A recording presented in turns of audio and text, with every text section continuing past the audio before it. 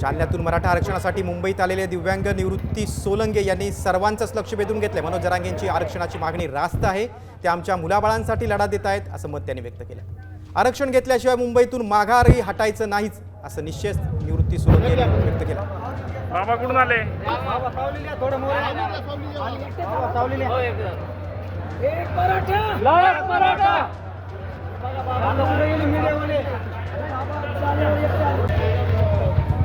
पाठवायचे ना दिल्लीला।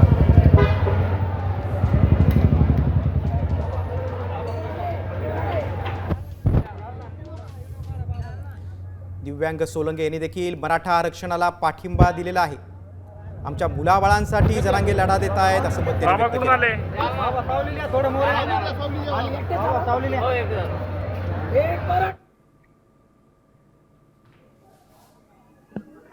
मराठा आरक्षणाच्या मागणीसाठी लाखो मराठा बांधव हे मुंबईमध्ये दाखल झालेले आहेत।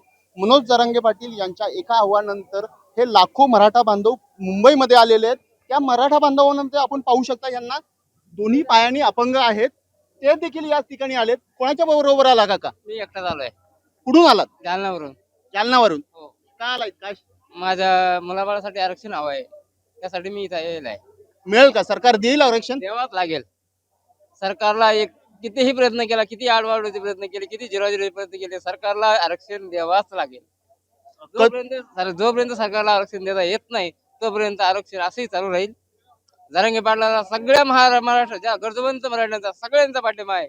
आतापर्यंत जेवढे बी मराठीत आलेत त्या सर्वांचं माझं स्वागत, आणि सरकारला हे द्यावाच लागेल। तुमच्या गावातून इतर सहकारी आले नाहीत का? आलेत आहेत, पण ते ट्रॅव्हलने आलेत। मी येणार रेल्वेने आलोय। तुम्ही रेल्वे एकटेच पकडून इथं आला? एकटं झालं दादांशी भेट झाली? नाही, चाललोय आता।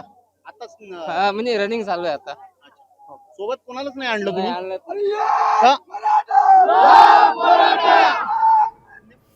आता isakal.com आहे देशातील नंबर 1 ची मराठी न्यूज वेबसाईट। प्रत्येक अपडेटसाठी isakal.com ला नक्की भेट द्या।